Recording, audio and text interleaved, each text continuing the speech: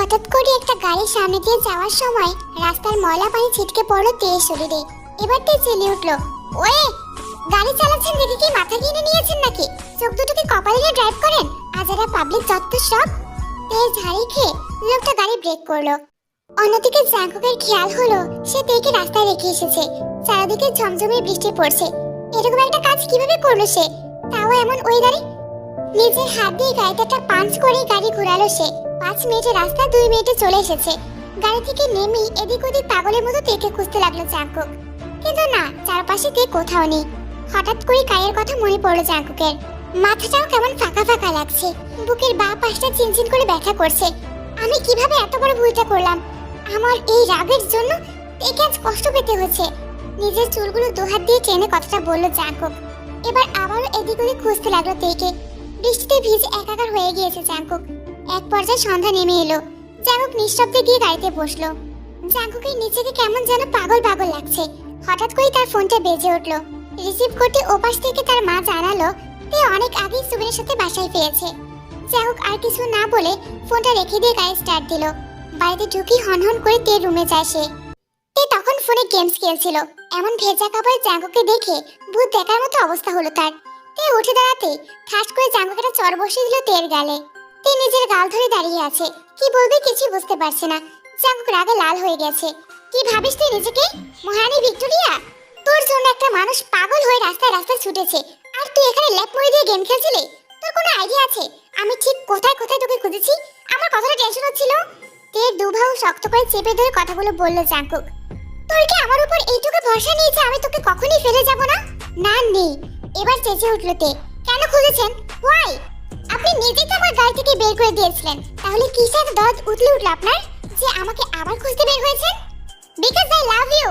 আবার চিল্লিয়ে কথাটা বলল Jungkook. But I hate you. আমি আপনাকে ভালোবাসি না। ভালোবাসি না আপনাকে আমি।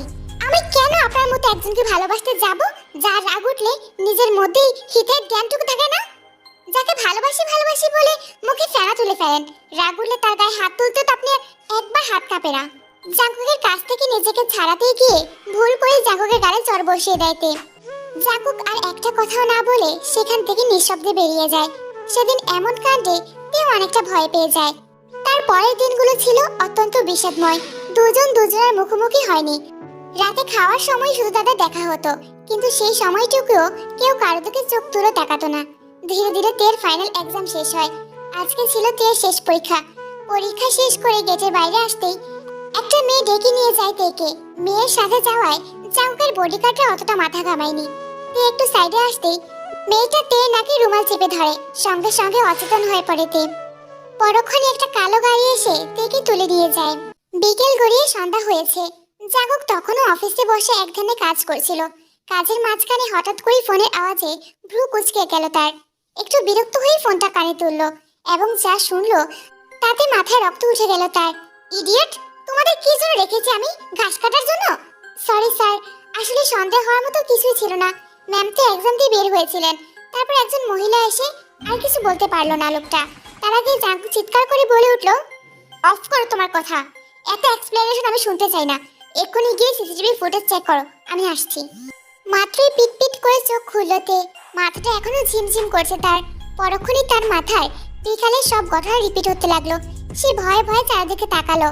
আবছা আলোয় রুমটাতে তেমন কিছু স্পষ্ট দেখা যাচ্ছে না, কিন্তু হঠাৎ করেই রুমের লাল রঙা বাল্বটা জ্বলে উঠলো।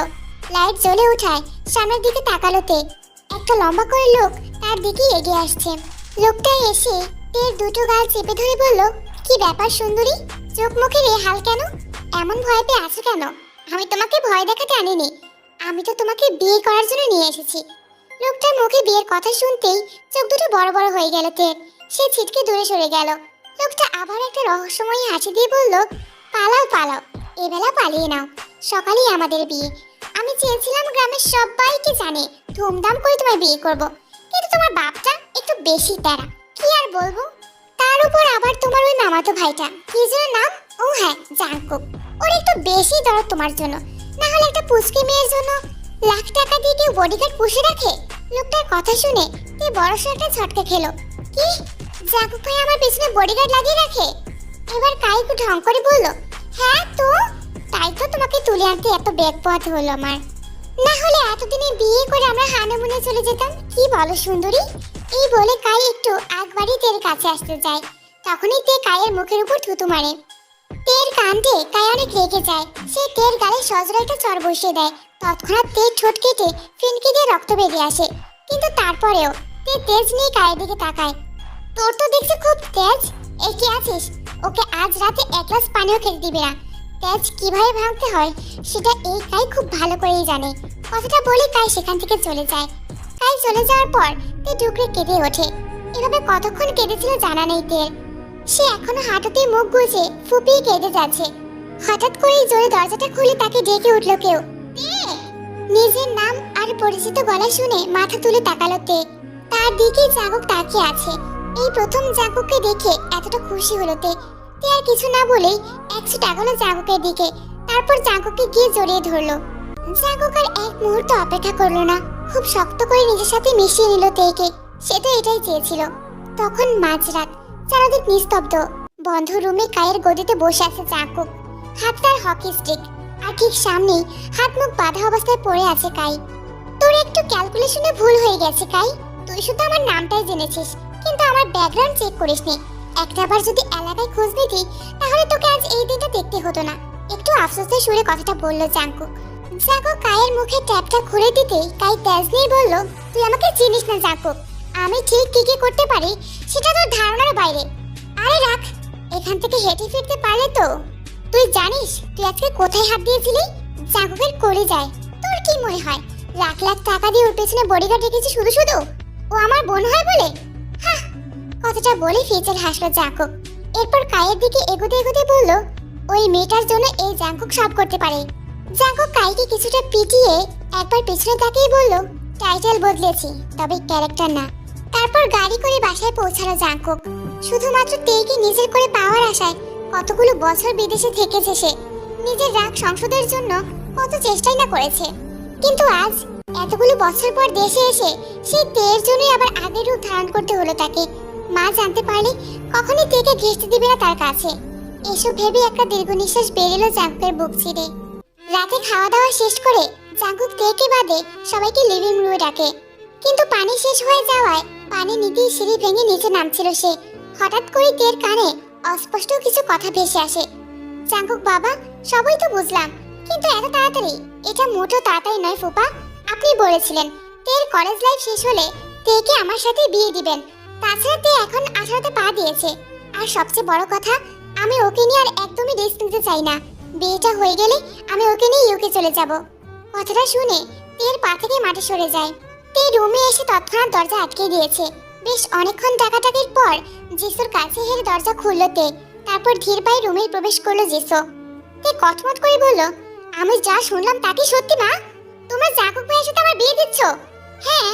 কেন মা, তোমরা কি একবার আমার মতামত নিয়েছো আমি এই বিয়েতে রাজি কিনা? এখানে মতামত নেওয়ার কিছু নেই। জাঙ্কুক যথেষ্ট ভালো ছেলে, ও তোমাকে আগলে রাখবে। তাই দিনে দিনে হিংস্র হয়ে উঠছে। এই মুহূর্তে এছাড়া কোনো উপায় নেই আমাদের হাতে। আর সব থেকে বড় কথা, জাঙ্কুকের সাথে তোমার বিয়েটা অনেক ছোটবেলায় ঠিক হয়ে আছে। ইভেন তোমাদের এনগেজমেন্ট হয়ে গিয়েছে। তুই একলাভাবে উঠে দাঁড়ায়। কি? কবে, কোথায়, কখন? জেনি বলে উঠলো, তোর মনে আছে তে, তুই হাতে ব্যথা পেয়েছিলি, আমি তোকে জাঙ্কুক ভাইয়ের কথা বলছিলাম, তারপর তোকে একটা আংটি পরিয়ে দিয়েছিলাম। তুই বিস্মিত হয়ে বলল, হ্যাঁ এটা তো তুই ছিলি আপু। না রে বোকামি, এত দামি আংটি আমি কোথায় পাবো? এটা জাঙ্কুক ভাইয়াই তোর জন্য ইউকে থেকে এনেছিল। সেদিন বাবাও ভাইয়াকে আংটি পরে দিয়েছিল। তুই ছোট ছিলি, তারপর জাঙ্কুক ভাইয়াকে ভয় পেতি, তাই তোকে কিছু জানানো হয়নি। তুই নিজের মাথায় হাত দিয়ে ধপ করে বসে পড়লো। কিন্তু এত লুকোচুরি কেন? আমাকে কেউ কিছু জানানোর প্রয়োজনটুকু মনে করলে না তোমরা? কেন মা, আমার কি কোনো মতামত থাকতে পারে না? এতক্ষণ চুপ থাকলেও জিসে রেগে উঠলো। জাঙ্কুকের মতো ভালো ছেলে তুমি 7 জনেও খুঁজে পাবে না। তুমি ভালো করে জানো তোমার বাবা তোমার জন্য সব সময় বেস্টটাই বাছাই করেন। আর এটা তো সারা জীবনের ব্যাপার, তাই এ নিয়ে আর কোনো কথা আমি শুনতে চাই না। চুপচাপ বিয়ের জন্য প্রস্তুতি নাও।